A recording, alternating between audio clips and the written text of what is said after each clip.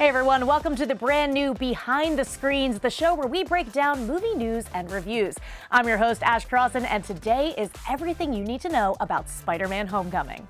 Just stay close to the ground. You're the Spider-Man from YouTube. Let's start with a quick recap of why they've rebooted Spider-Man again. It all stems from the Marvel-Sony deal. So, before the Marvel Cinematic Universe was even a thing, Marvel licensed the rights of certain characters to other studios to make movies, like X-Men to Fox and Spider-Man to Sony. But then, Marvel Studios head Kevin Feige created the Marvel Cinematic Universe, making movies with characters they still had the rights to, like the Avengers. Those movies, as you may have heard, were a tad successful, and to put it simply, it's a bummer to not be able to use major Marvel characters like Spider-Man. So, in early 2015, Sony and Marvel struck a deal. Sony will make their own standalone Spider-Man movies, plus some of their own expanded Spidey Universe movies, but Spider-Man is part of the shared Marvel Cinematic Universe and will pop on over to Marvel from time to time. Here's the thing. Sony had recently rebooted Spider-Man with Andrew Garfield, so unfortunately this meant scrapping the Amazing Spider-Man movies and starting over so that Spider-Man made sense in the MCU. Which brings us to our new Peter Parker, Tom Holland. Now, you don't need to know much before seeing Spider-Man except one thing. You should absolutely see Captain America: Civil War to understand Peter Parker's intro and his relationship with Tony Stark, aka Iron Man. Otherwise, the movie kind of seems to start out of nowhere and might not make any sense. Plus, Civil War is referenced several times in the movie and is truly integral to the storyline. You with me so far? Okay.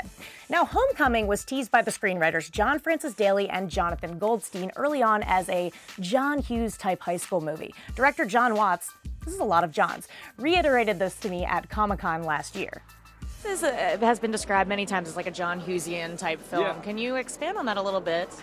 I mean, just it's a high school movie. Like, I wanted to do something that we've only seen little snippets of in the past, which is show what the daily life of Peter Parker would be like, having this amazing secret, having gone through this incredible adventure in Civil War, and then having to come back to Queens and high school. Gotta make it back in time for Homecoming. Yeah. So, does this approach work? Yes! I had a giant smile plastered across my face the entire drive home from the theater. This movie has some of the most brilliantly clever jokes I've ever seen in a superhero movie. Here's an example of one that was released online. You can't just quit on us, stroll up, and be welcomed back by everyone. Hey, welcome back, Peter. Flash, you're back to first alternate. What? See what I mean? And there was a specific joke that happens in the gymnasium that is so subtle that I kept laughing about it over and over for the next 2 days. To be honest, I couldn't even really think of a part of this movie that I didn't like, which is crazy because I live to complain. After the movie ended, I looked up the runtime because it feels like you're sitting there for probably 45 minutes. I could not believe that this movie was over 2 hours long. There was zero lull. People keep using the word fun to describe this movie, and I don't want to sound like everyone else, but it's true. It's fun, it's fun, it's fun, it's fun. Quick side note, by the way, it was recently revealed that Tom Holland is playing a young Nathan Drake in a live-action Uncharted.